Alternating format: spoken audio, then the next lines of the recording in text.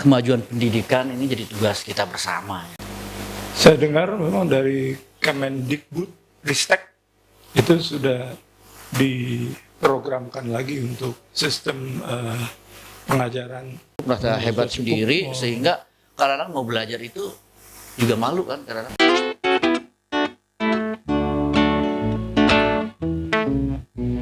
Dengarkan Abang Pendi bahas tentang pendidikan.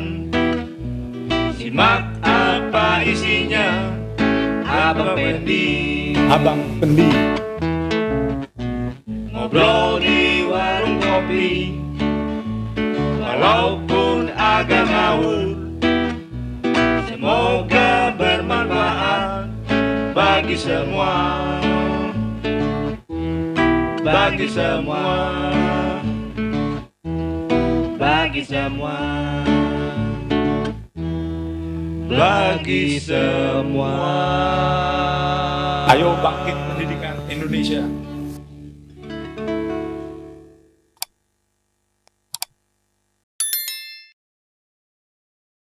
Halo, salam sehat semua. Berjumpa lagi bersama saya, Abang Pendi. Telah hadir di studio pada hari ini, saya mendapat kehormatan Ketua IGI atau Ketua Ikatan Guru Indonesia periode 2021 sampai dengan 2026, Bapak Danang Hidayatullah. Halo Pak. Halo juga. Selamat datang. Aduh, ini suatu kehormatan Bang Pendi mengundang saya kemarin. Itu balik, seharusnya saya yang mengundang Bang Pendi. Saya senang sekali Pak, Bapak bisa hadir pada hari ini. Dan kita akan berbincang-bincang, ngobrol santai dengan Pak Danang. Saya mulai dengan pertanyaan pertama. Apa perbedaan atau bisakah Bapak jelaskan tentang Ikatan Guru Indonesia, kemudian nanti perbedaannya dengan Persatuan Guru Republik Indonesia, PGRI. Silakan Pak. Ini pertanyaan yang sering banyak orang tanyakan, dan sepertinya sampai akhir masa ini akan ada terus pertanyaan ini. Jadi kalau ditanyakan apa bedanya IGI, PGRI, ya kalau IGI ya tidak ada PR-nya, itu, ya kan? Tidak ada PR-nya Tidak ya? ada PR-nya. Betul, ya? IGI, PGRI, IGI tidak ada Karena PR. IGI kemudian yang satu tuh ada PR-nya, PGRI ada PR-nya. Nah, itu beda dari situ. Oke. Tapi yang pasti begini, saya tidak dalam kapasitas terlalu suka membandingkan atau melihat perbedaan ya, karena kita kan di lingkungan guru ya, di komunitas guru itu tujuannya sebetulnya sama, visi misi kita ke depan kan sama. Jadi ada peningkatan kompetensi guru, kesejahteraan guru, kemudian perlindungan guru. Bedanya, nah ini baru bedanya, agak serius sedikit. Ikatan Guru Indonesia ini kita di 34 provinsi, 514 kabupaten kota, semuanya pengurusnya guru. Jadi organisasi ini dikelola oleh guru. Kenapa? Karena kita merasa bahwa yang mengerti masalah di seputar pendidikan, seputar guru ya tentu adalah guru. Maka ketika kita punya organisasi yang mimpin, yang mengelola guru, nah itu landasannya itu sebetulnya. Terus yang kedua, di antara tiga itu perlindungan, kesejahteraan, kompetensi, IGI lebih fokus pada peningkatan kompetensi guru, karena kita berpikir dengan meningkatnya kompetensi guru maka harkat, derajat, martabat, bahkan kesejahteraan guru bisa meningkat. Selanjutnya jadi banyak ya perbedaannya. Ya.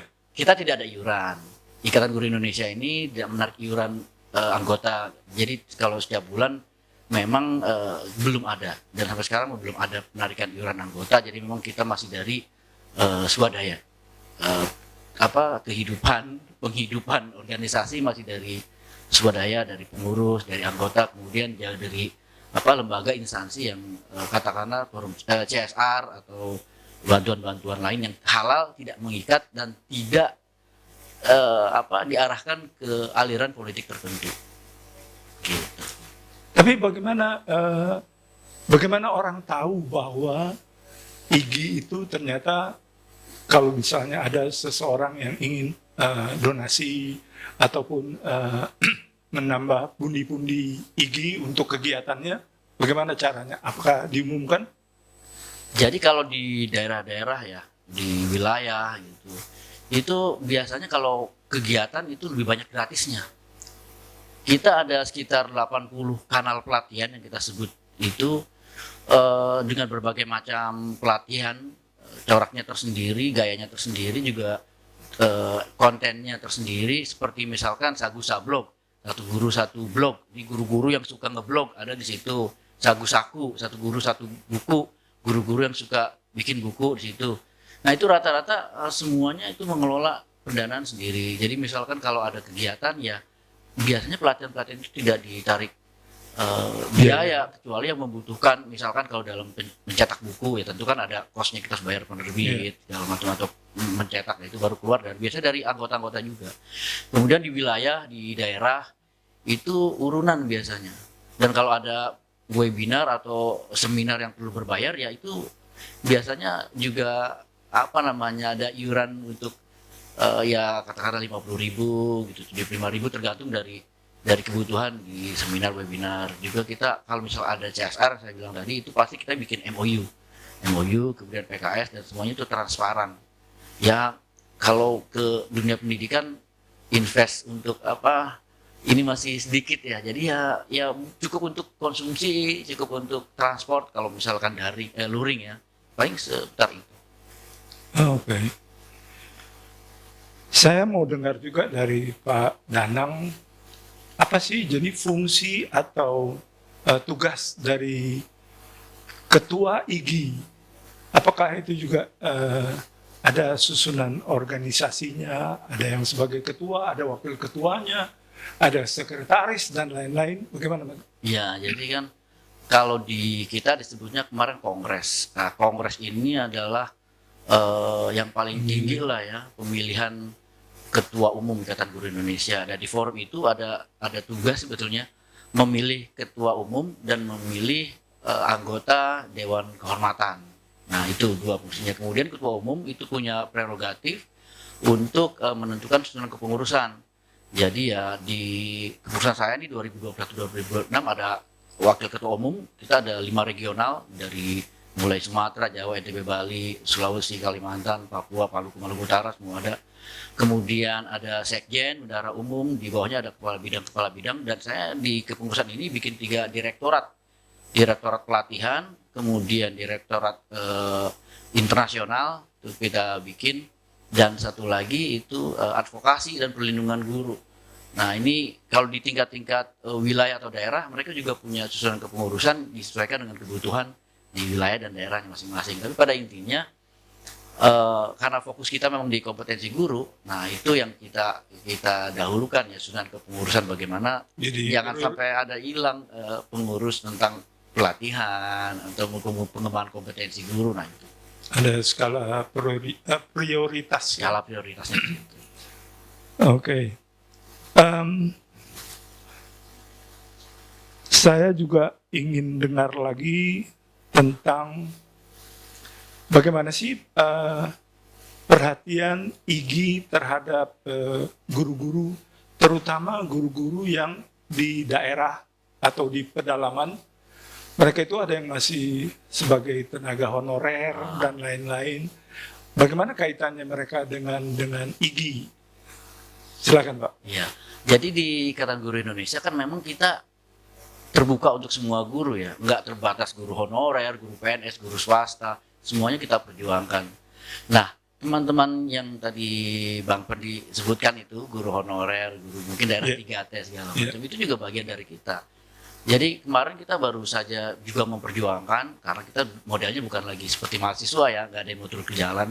Saya baru bertemu dengan Ketua DPD RI, kemudian langsung direkomendasi terkait dengan honorer ke bikin pansus langsung DPD itu, dan saya dipanggil juga ke pansus DPD, kita dialog tentang apa sih usulan-usulan dari IGI terkait dengan guru honorer. Kita sampaikan di situ poin-poinnya apa saja yang penting, Ya banyak hal permasalahan terkait dengan guru honorer pada intinya meningkatkan kesejahteraan mereka. Kemudian juga ke DPR Komisi 10 kita juga sudah sampaikan itu langsung di rapat khusus terkait dengan ini. Dan kemudian saya baru juga pulang kemarin dipanggil PGRI dan IGI. Saya diundang jadi narasumber langsung oleh Dewan Pertimbangan Presiden. Kita sampaikan di situ terkait dengan perjuangan kita, kemudian apa yang sudah kita lakukan, dan kemudian bagaimana sih pendidikan ke depan termasuk dengan kesejahteraan guru-guru ini. Dan itu positif. Dewan Pertimbangan Presiden langsung bilang, wah nggak bisa begini gitu. Guru honorer ini perlu diperhatikan, ternyata masih yang banyak pendapatan atau gajinya di bawah standar, langsung tulis memo, saya sampaikan ke Presiden. Wow, luar biasa Pak. Ya, dan artinya sebetulnya kita nggak perlu turun ke jalan, harus terus turun ke jalan. Ada masa-masanya kita berdiplomasi dengan cara-cara yang lunak. Gitu. Oke. Wah, saya jadi terpikir IGI sendiri punya biro komunikasi atau biro promosi. Oh, Seperti sekarang saya dengar dari Pak Danang tentang langkah-langkah yang sudah diambil. Saya pikir itu tadinya mau saya tanyakan terobosan apa ini, ternyata sudah terjadi terobosan itu Pak. Dan kembali ke organisasi IGI sendiri ya. Jadi ada biro khusus juga nggak mereka yang mempublikasikan kegiatan IGI agar semakin dikenal oleh guru-guru di mana saja di Indonesia? iya, Bagaimana, Pak? kita di pusat saya nih, saya baru bentuk apa yang disebut dengan bidang media dan publikasi. Ini kita punya grup WhatsApp yang ratusan, punya Telegram banyak, termasuk di Facebook yang sudah 120.000. Sekarang Instagram baru kita buat nih Januari, sudah sekarang udah hampir 14.000. YouTube juga kita baru buat nih sudah hampir 13.000. Dan ini memang kita ada trik-trik strategi khusus. Sebetulnya bagian media publikasi ini bukan untuk kalau bahasa sekarang pansos ya. Tapi kita lebih berpikir bagaimana semua kegiatan yang bermanfaat ini bisa sampai ke guru. Kan percuma kita bikin banyak kegiatan tapi nggak sampai beritanya ke guru. Ya, Nah, betul. kita bikin itu bidang ini, dan ini saya rasa mereka ini teman-teman kerjanya bisa 24 jam. Walaupun kerjanya cuma repost, publish segala macam, tapi mereka juga berpikir bagaimana postingan-postingan itu bisa sesuai dengan literasi gitu. Kemudian bisa tepat sasaran ke guru-guru, dan banyak lagi lah yang kita pikirkan supaya sampai ke guru-guru. Karena ini Ikatan Guru Indonesia, saya ingin dengar dari Pak Danang, apa sih menurut Pak Danang kriteria guru itu sebenarnya? Baik tugas-tugasnya tentu Pak Danang sudah tahu, tapi kriteria khusus dari Pak Danang Yang disebut guru. yang disebut guru. Kalau kita kembali ke founding father lah, Bapak pendidikan kita, Yeah. Ki Hajar Dewantara. Ya, Kan beliau pernah mengatakan, walaupun saya tidak pernah mendengarkan ya, membaca bukunya, bahwa jadikan setiap orang sebagai guru dan setiap tempat sebagai sekolah. Artinya kan setiap kita bisa menjadi guru. Cuma kadang-kadang kita berpikiran bahwa guru secara formal ya dikategorikan sebagai guru yang mengajar 24 jam, yang punya murid dan segala macam. oke.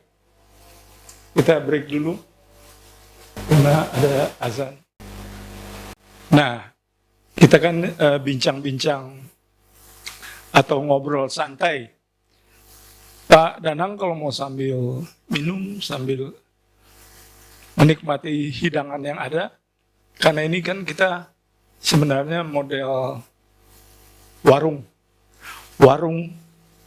atau warkop, warung kopi diskusi namanya.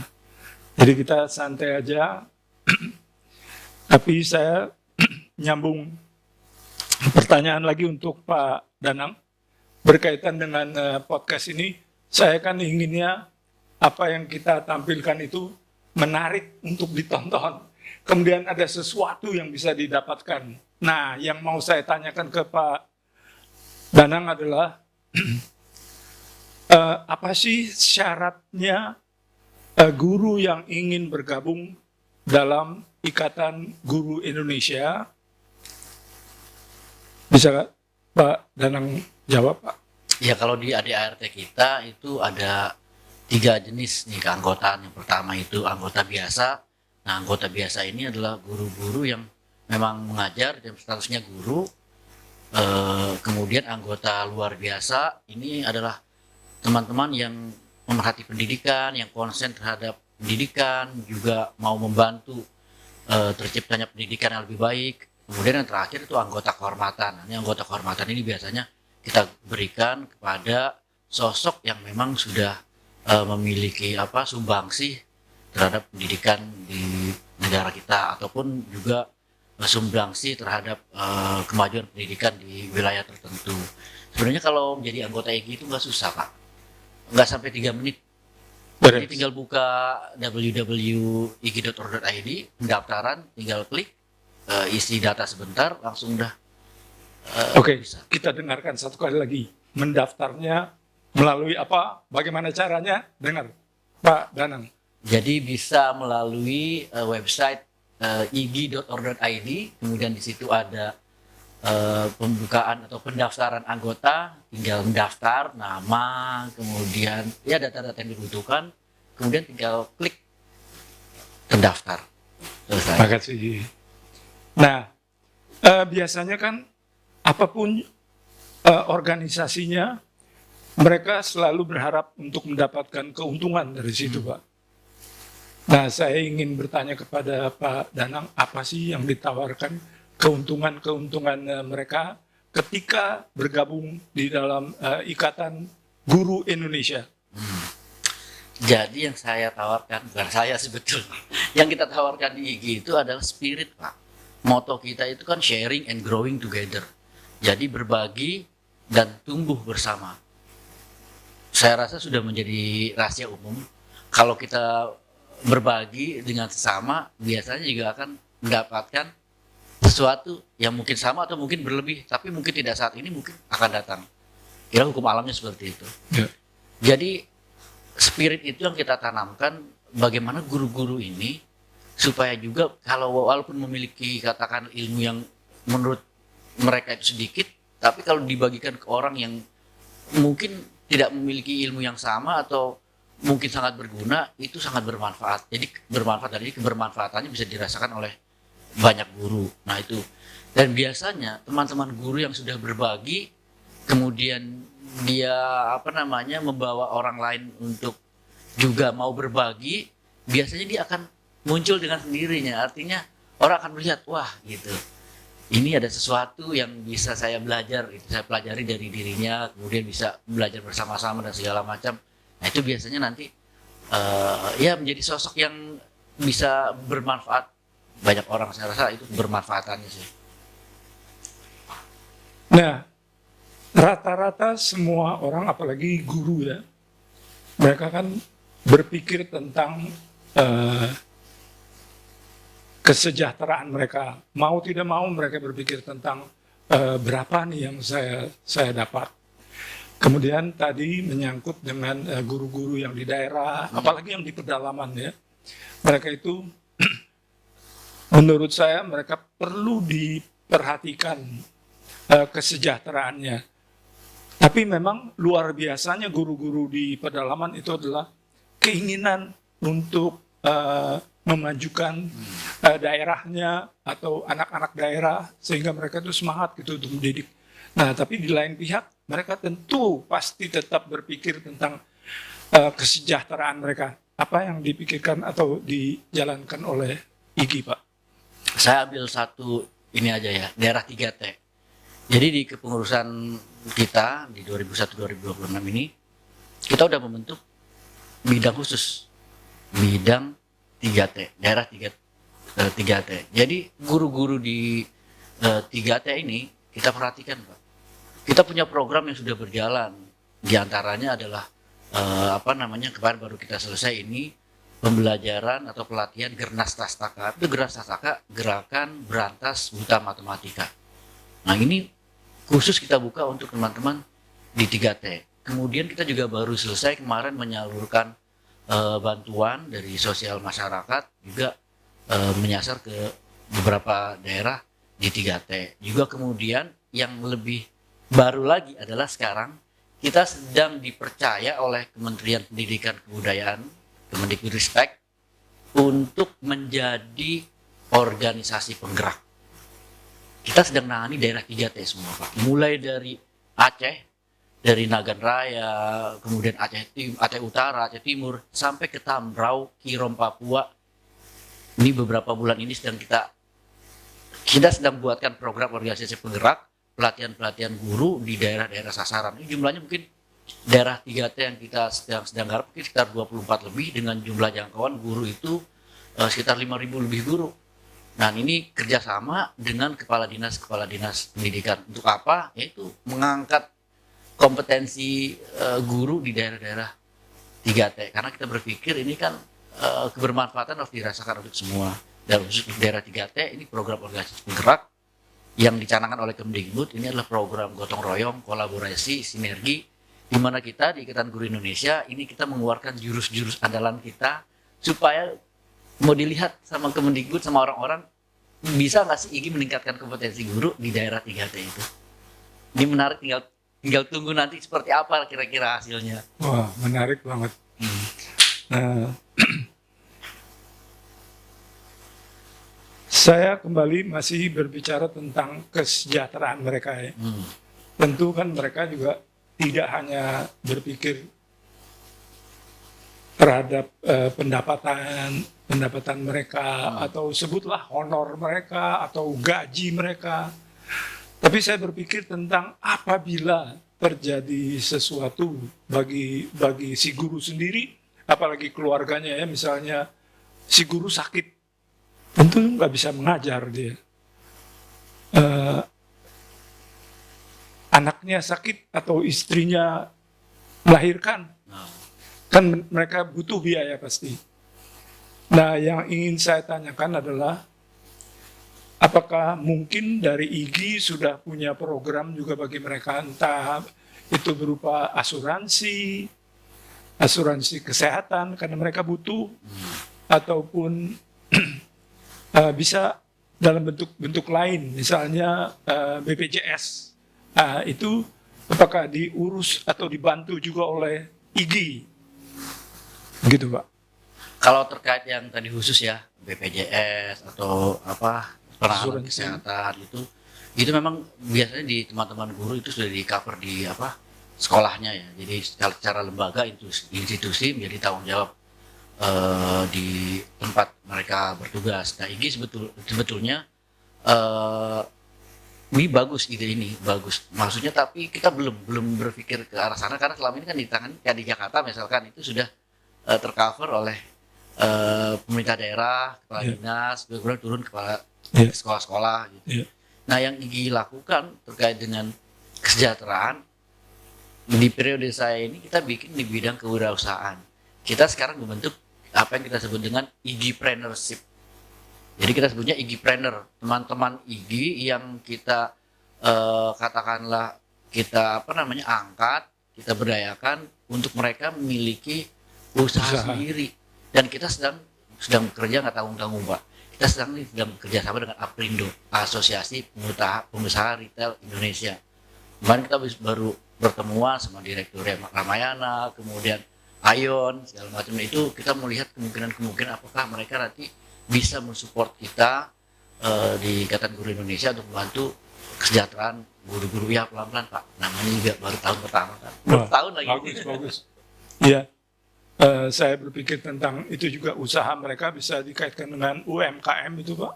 Itu. Nah, mereka bisa dapat dana kan dari departemen untuk pengembangan usaha mereka. Oke.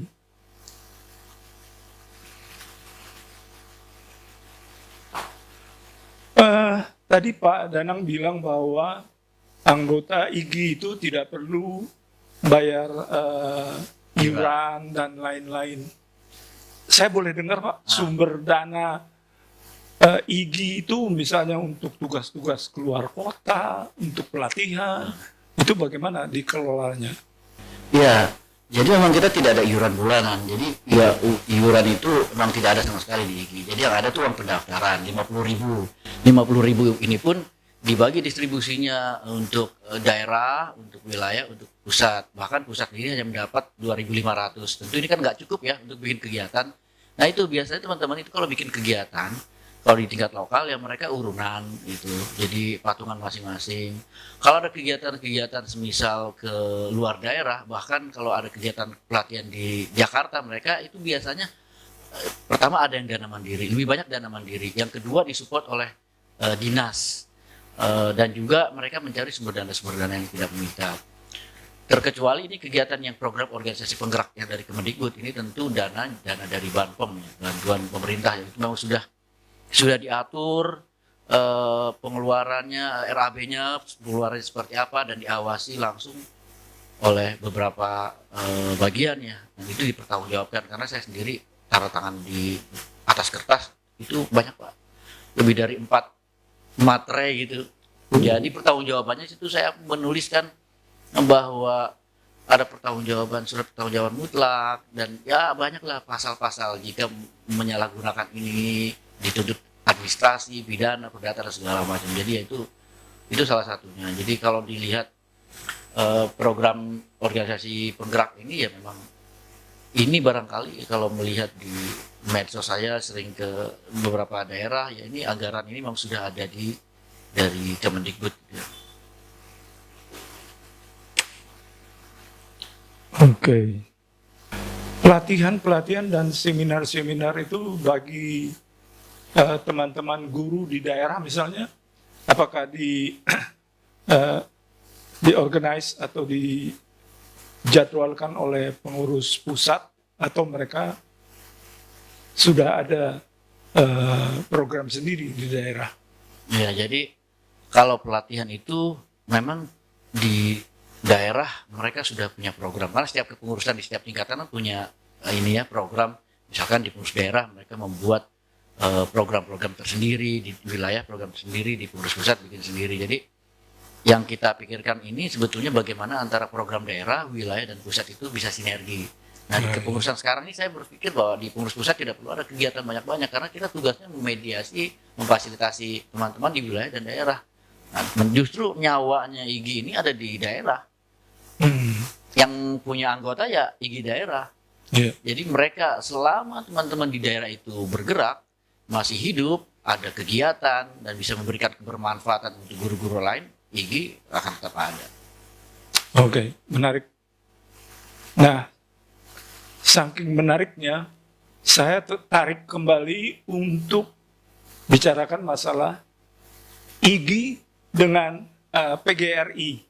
Saya khawatir aja Pak, ada tumpang tindih di sana ataupun ada persaingan. Nah, bagaimana menurut Pak Danang untuk mencegah hal-hal yang tidak diinginkan oleh guru-guru? Karena guru kan mungkin nanti juga berpikir bahwa saya dapat apa sih di IGI, kemudian itu ada PGRI. Wah, nah itu yang saya ukur menjadi persaingan atau mungkin tidak ada persaingan. Saya ingin dengar dari Pak Danang apakah ada hubungan atau pembicaraan juga dengan PGRI tentang bagi-bagi tugas atau bagi-bagi jatah. Jadi di Indonesia ini yang orang tahu kan mungkin IGI, PGRI. Sebetulnya organisasi profesi guru banyak Pak. Banyak jumlahnya, lebih dari 11. Dan rata-rata hampir semua sudah memiliki legalitas sama seperti IGI dan PGRI. Dengan visi, misi, gaya yang berbeda-beda. Kenapa banyak organisasi guru di Indonesia ini? Karena memang permasalahan guru ini terlalu banyak. Dan tidak bisa diselesaikan oleh satu organisasi. IGI misalkan, IGI menyelesaikan, membantu, menuntaskan bagaimana kita bisa memberikan kebermanfaatan dengan meningkatkan kompetensi guru. PGRI lebih cenderung pada kesejahteraan. Kemudian ada juga FSGI, Federasi Serikat Guru Indonesia, yang lebih fokus ke perlindungan guru. Ada guru FGII yang fokus pada sekolah ramah anak. Jadi sebetulnya kita itu punya grup Pak, grup kumpulan Prof ini. Dan kalau kita di pengurus pusat, saya juga dengan teman-teman PGRI itu biasa-biasa saja gitu. Dan di daerah, wilayah itu memang pasti ada berpikir, kenapa sih ada IG harus ada PGRI? Ya Pak, TVRI aja dulu. TV kan cuma TVRI satu. Sekarang banyak. Iya. Dan Ya, yang betul. memilih siapa? Ya. Pemirsanya ya. Pemirsanya memilih dalam kebutuhan. Dan di kepengurusan ini, visi kepengurusan kita itu gimana caranya IG ini sekarang bisa menjadi organisasi berkelas dunia yang adaptif, inovatif, progresif, dan satu lagi nih, bisa bersinergi dengan organisasi profesi guru lainnya. Wah, Nah kan di daerah wilayah sekarang udah ya. bergandengan tangan, karena kita nggak bisa cuma urun angan ya, kita harus Iya. turun tangan dan bareng-bareng. Itu yang kita sebut dengan gotong royong, konsep bagaimana menciptakan ekosistem bisa mendorong bersama-sama. Wah, bagus sekali ya. Cuma kan, apakah pernah ada konflik misalnya antar organisasi karena mereka inginnya apa, kemudian dari organisasi lain punya langkah-langkah yang berbeda dengan mereka. Kemudian itu yang tadi saya ajukan pertanyaan tentang persaingan ataupun, tapi kalau saya dengar bahwa bisa bekerja sama, saling mendukung, itu luar biasa, Pak. Tapi bagaimana menghindari supaya tidak terjadi konflik, kemudian kaitannya dengan pemerintah. Kan pasti pemerintah juga, mereka berarti pilih-pilih juga dong.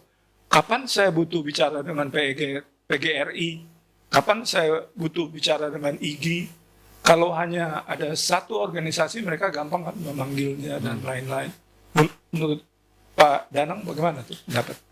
Pertama kali Pak Nadiem menjabat, yang dilakukan Pak Nadiem itu memanggil semua organisasi profesi guru. Kemudian mendengarkan pendapat dari organisasi profesi guru, dari PGRI seperti apa, IG seperti apa. Dan di situ saya pikir awal mula bahwa Kemendikbud dan pemerintah dalam hal ini melihat tidak ada masalah dengan banyaknya organisasi profesi guru.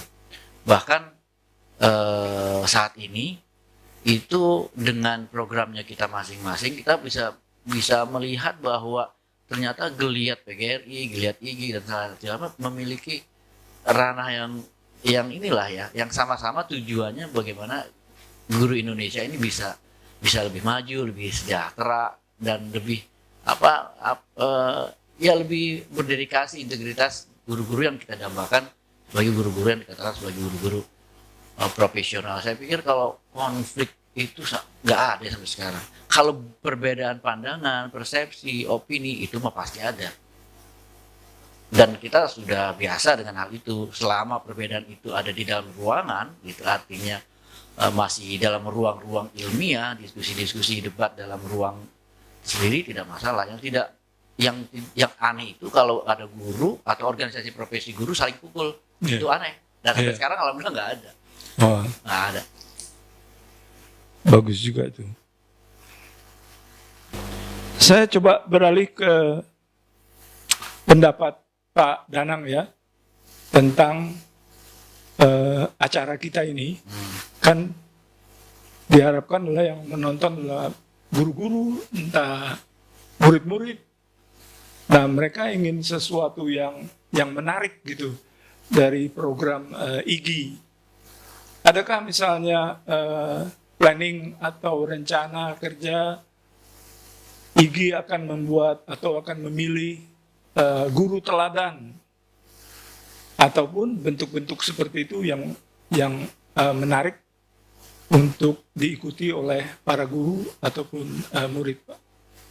Kalau guru dulu ya, Ya. karena kita Ikatan Guru Indonesia, ini kebetulan di bulan ini November ini kan tanggal 25 itu Hari Guru Nasional. Tanggal 26-nya HUT, Hari Ulang Tahun IG. Nah, kita dalam rangkaian ini sebenarnya walaupun nggak ada Hari Guru juga kita ada banyak kegiatan, tapi menyongsong Hari Guru ini kita kemarin baru saja menyeleksi guru-guru yang suka menulis. Kita ada namanya Malam Pena nanti, Malam Penganugerahan penulis IG. Nah, ini guru-guru yang sukanya menulis kita apresiasi. Kemudian juga kita ada IG Innovation Award. Guru-guru yang yang punya inovasi, punya kebaruan, nah, nanti kita akan pilih dan kita apresiasi. Dan sekarang yang menarik sebetulnya, IGI sedang mempersiapkan desain bahan ajar dalam bentuk virtual reality, Pak. Karena ini sudah saya gagas sejak 2 tahun lalu, sebelum pandemi. Jadi kita ada kerjasama dengan salah satu platform yang itu dibentuk oleh teman-teman alumni mahasiswa di UI. Sangat sederhana, tapi sekarang sudah nasional dan mungkin sudah mendunia. Nah, itu kita mencoba menawarkan kebaruan bahwa bahan ajar ke depan bukan lagi yang biasa, karena kan mengikuti zaman nih, perubahan kan. Ya mungkin sudah tidak ada PowerPoint, kita menggunakan hal yang baru yang memang itu lebih menarik dan bisa mengeksplorasi kemampuan guru, karena harus berkejaran nih, kan kita harus mengejar juga ketertinggalan dari murid-murid kita kan perlu lebih canggih. Kayak misalkan murid-murid kita dengan TikToknya yang sudah luar biasa, kalau gurunya mengkat gitu atau membatasi TikTok misalkan gitu atau platform-platform lain, maka gurunya selama ini nggak akan maju. Yang justru dilakukan oleh guru-guru di IGI misalkan, kita lakukan pelatihan TikTok untuk pembelajaran. Jadi murid-murid kita arahkan, geser sedikit. Kalau misalkan dia 3 jam membuat TikTok, 1 jamnya bikin TikTok tapi untuk pembelajaran, untuk media-media yang bisa digunakan menyalurkan proses pembelajaran. Nah, itu tantangan. Bagus. Karena itu kan juga mengembangkan kreativitas mereka ya. Betul. Bagus. Merdeka belajar, Pak. Iya. Iya. Nah, ada yang mereka bertanya gitu kepada saya, malahan kalangan guru itu sekarang berpikir tentang organisasi tadi, ada IGI, ada organisasi-organisasi lain. Nah, mereka ingin dengar dari Pak Danang nih, tips ataupun syarat yang mereka bisa pelajari atau mulai menjajaki dari sekarang. Bagaimana sih ke depannya kalau aku nanti bisa jadi ketua IGI seperti Pak Danang? Nah, tips-tipsnya ataupun langkah-langkah ataupun dengar persyaratannya apa aja sih, Pak? Ya kalau saya sih secara pribadi ya mengalir ya sebetulnya di ketua IGI, dan prosesnya kan sudah cukup lama, dan itu bukan di dalam tanda kutip dipolitisasi bahwa saya udah mempersiapkan diri dari beberapa tahun sebelumnya. Itu mengalir aja karena mungkin ya banyak hal ya, faktor yang pasti kepercayaan teman-teman di IGI bahwa kita bisa mengemban amanah ini gitu. Kalau dari segi aturannya ya, kalau jadi ketua umum ya, kalau di ADAT sekarang ya pastinya harus sudah aktif di IGI ya, minimal 3 tahun, pernah menjadi kepengurusan di tingkat wilayah maupun daerah, dan yang pasti adalah guru gitu. Nah, itu Oke. Bang Pendi berminat barangkali. Siapa tahu ya, keinginan sih tetap ada, cuma umur, Pak. Nah, itu bedanya. Kalau di IGI kita kan ini juga ada guyon-guyon ya. Di IGI itu yang muda yang berkarya, yang tua jadi muda. Luar biasa. Speednya jadi harus sama. Ya betul, perlu itu, Pak. Silakan sambil Ini minum. ini kegemaran saya. Dua-duanya kegemaran. Pertama teh tawar, yang kedua mie, Pak. Cuimi itu. Cuimi. Cuimi itu khas Malang ya, khas Malang. Jadi kita ngobrol santai sambil ngeteh. Saya ngeteh dulu deh kalau gitu. Monggo, silakan, Pak. Ini minuman favorit, tidak tergantikan. Menjelang akhir dari acara ini, saya ingin dengar dari Pak Danang, mungkin ada pesan-pesan untuk para guru, terutama ya guru-guru, karena ini kan Ikatan Guru Indonesia. Bagaimana sebaiknya mereka untuk mengembangkan dirinya ataupun untuk mensejahterakan diri mereka sebagai guru?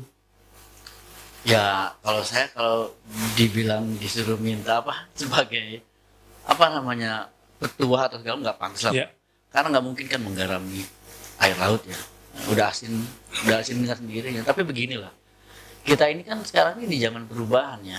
Nah saya sering sebutnya dengan kita tuh ada rasa keterdesakan, wajib memiliki rasa keterdesakan untuk berubah. Karena zaman udah berubah. Orang bilang fasilitas kita di ruang-ruang pendidikan itu udah di abad 20, guru-gurunya masih ada di abad 19, tapi muridnya udah ada di abad 21. Kan gak sinkron itu. Nah itu yang pertama harus kita ini buat teman-teman guru barangkali berpikiran terbuka bahwa jangan menolak perubahan, harus selaras dengan perubahan kalau mau maju. Kalau tidak selaras dengan perubahan, orang sering bilang guru akan digantikan oleh teknologi. Saya sering bilang, who is in control, you or technology? Terserah sih, kalau mau guru posisi Anda digantikan oleh teknologi, Anda tidak perlu belajar teknologi, tidak apa-apa. Tapi kalau Anda tidak mau digantikan, Anda harus tahu teknologi. Sehingga kita yang mengendalikan teknologi ini. Kan luar biasa dahsyatnya teknologi itu kan. Yeah. Bisa menggerus apa aja, orang bilang disrupsi lah. Yeah. Nah ini tantangan bagaimana bisa membuka pikiran, ya mindset kita, kemudian mau belajar, dan juga mau selaras dengan perubahan. Dan jangan pernah tidak percaya diri. Banyak tuh guru-guru kalau kita mau bikin webinar internasional udah mundur duluan Pak. Karena merasa tidak sanggup, bahasa Inggris tidak punya kemampuan itu. Padahal kalau kita memiliki kepercayaan diri dan kita terus intens, komit untuk ikut, lama-lama kita dari rasa senang, ketertarikan, apa mau belajar kan. Saya pernah satu kali kita bikin kegiatan pelatihan komputer dan yang hadir itu mohon maaf, guru-guru yang sudah mau masuk masa pensiun. Tadinya prediksi saya guru-guru muda, ternyata guru-guru masuk pensiun dan mereka jumlahnya banyak, lebih dari 40 orang. Dan itu setiap seminggu 2 kali kita adakan, termasuk pelatihan bahasa Inggris. Ketika kita tanya, kenapa Bapak Ibu mau ikut? Saya memang mungkin tidak sesuai dengan zaman, tidak berkait teknologi, tapi masa di akhir saya jadi guru, saya tidak mengerti sama sekali. Minimal saya ada cerita ke anak cucu saya bahwa sampai umur kapanpun saya akan belajar. Spiritnya luar biasa. Jadi jangan pernah berhenti belajar. Itu buat diri saya juga loh Pak. Betul. Kan saya melihat Bang Pendi juga. Iya. Tapi kalau diselidiki misalnya, mengapa kalangan guru-guru yang muda malah tidak semangat untuk hadir atau mengikuti pelatihan itu? Ini menarik kalau dalam kajian milenial ya, penelitian milenial, sifat-sifat guru-guru milenial itu memang lebih cenderung menutup diri dan nggak kayak saya gitu, setidaknya kayak saya masih mau terbuka gitu, masih mau menerima ini, masih belum idealismenya masih nggak terlalu ini. Kalau kadang-kadang dia sudah merasa memiliki pengetahuan, merasa cukup, merasa hebat sendiri, sehingga kadang-kadang mau belajar itu juga malu kan, kadang-kadang nggak enak nih atas segala macam. Nah ini yang sebenarnya juga kita dorong bahwa justru yang adanya bonus demografi beberapa tahun ke depan itu tanggung jawab kita kan. Murid-murid kita yang sekarang yang mau jadi nanti generasi emas itu adalah tanggung jawab kita. Maka kita yang guru-guru milenial harus lebih semangat. Betul. Nah sekarang kaitannya dengan pandemi Pak. Kan sebelum pandemi sistem belajar mengajar itu jauh berbeda dengan setelah kondisi COVID-19 ini melanda seluruh dunia sebenarnya, sehingga proses belajar mengajar itu menjadi berubah. Tadi Pak Danang sebutkan juga ada perubahan-perubahan. Nah, kondisi pandemi itu juga membuat sesuatu yang baru dalam sistem belajar dan mengajar. Menurut pandangan Pak Danang seperti apa? Ya itulah, kita di awal-awal pandemi ketika ada pembelajaran daring itu kan kita semua tergagap-gagap bagaimana kita mau mengajarkan murid dari rumah gitu. Sampai akhirnya mau tidak mau kan harus ada sesuatu yang ditawarkan, maka muncullah platform-platform digital, muncullah termasuk kebijakan dari pemerintah, dari Kemdikbud, bahwa dalam masa belajar daring tidak perlu menggunakan 100% kurikulum yang sudah ditetapkan, bisa ada bikin kurikulum sekolah atau kurikulum mandiri. Nah, tapi pada pelaksanaannya berdasarkan hasil penelitian memang tantangannya lebih banyak. Misalkan pertama pastinya guru-guru banyak yang masih belum melek teknologi. Yang kedua juga murid-murid itu merasa juga tidak nyaman, bosan, jenuh. Termasuk orang tua yang merasa terbebani, anaknya di rumah terus, dia berpikir, wah ini sebenarnya gurunya ini siapa gitu. Nah itu jadi tantangan, banyak lah cerita-cerita tentang itu. Tapi yang pasti ya semuanya akhirnya bisa melewati dengan itu ya, dengan resilient itu ya, daya tahan, daya juang itu iya, jadi masih bisa bertahan sampai sekarang. Dan sekarang kita sudah memasuki fase mungkin hampir mau lewat ya, mudah-mudahan lebih bisa kembali lagi ke keadaan yang kalau orang bilang kembali ke normal, nggak mungkin lagi kan kembali ke era new normal, kenormalan baru. Normalnya nggak seperti yang dulu, udah pasti kan sekarang kenormalan yang baru, yang berbeda dari masa-masa sebelum pandemi. Saya dengar memang dari Kemendikbud, Ristek itu sudah diprogramkan lagi untuk sistem pengajaran di masa selesai pandemi. Kita udah mulai turun kan, tapi harus tetap jaga kesehatan, jalankan terus prokes, karena COVID-19 itu masih menular. Jadi kita harus jaga diri, tetap pakai masker, cuci tangan, jangan kumpul-kumpul. Ditunda dulu lah kumpul-kumpul bareng-bareng itu, karena mudah sekali tertular kita. Sekarang saya ingin dengar closing statement dari Pak Danang tentang pendidikan umumnya. Silakan Pak. Ya, pendidikan ini kan jadi kemajuan pendidikan ini jadi tugas kita bersama ya. Jadi tidak bisa ada satu organisasi atau seseorang bahkan gitu yang menyelesaikan masalah di dunia pendidikan ini sendirian. Semuanya harus turun tangan, harus tidak bisa hanya urun angan. Maka yang kita butuhkan sama-sama kita bergerak, sama-sama kita menggerakkan, sama-sama berkolaborasi, gotong royong. Dan yang lebih penting adalah bagaimana kita juga bisa bermitra dengan pemerintah. Jadi mitra di sini artinya bukan berarti semua apa yang pemerintah lakukan kemudian kita tidak punya hak untuk mengkritisi, tapi kayak kita di organisasi profesi guru, pada dasarnya kita adalah mitra pemerintah. Jadi kita harus mendukung program-program pemerintah. Kalau misalnya ada kesalahan, ada kekurangan, tugas kita untuk menegur, memperbaiki, bahkan memberikan masukan sehingga sama-sama bisa mencari jalan keluar. Karena sekali lagi ini adalah masa-masanya gotong royong, bersamaan, untuk sama-sama saling bergerak, dan bukan saja bergerak tapi menggerakkan untuk perubahan menuju Indonesia yang lebih baik gitu.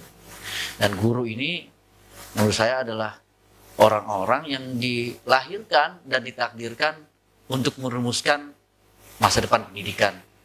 Guru yang maju seperti apa sih? Ya guru yang bisa selaras dengan perubahan. Guru yang bukan saja bergerak tapi menggerakkan untuk kebaruan. Begitu Bang Tendi. Wah, luar biasa. Masih ada lagi satu Pak. Waduh, masih ada ya. Saya ingin Pak Danang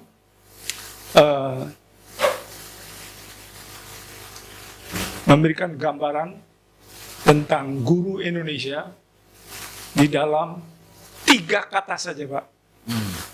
Silakan, 3 kata tentang guru di Indonesia. Mandiri, sejahtera, bahagia. Itu doa Pak. Satu kali lagi Pak. mandiri, sejahtera, sejahtera, bahagia. bahagia. Itu penting. Itu doa. Jadi guru-guru Indonesia yang menonton acara ini, dengar baik-baik apa yang dikatakan oleh Pak Danang sebagai Ketua Ikatan Guru Indonesia. Kemudian maju terus, guru Indonesia, jangan putus semangat untuk tetap berkembang dan menggali ilmu sedalam-dalamnya.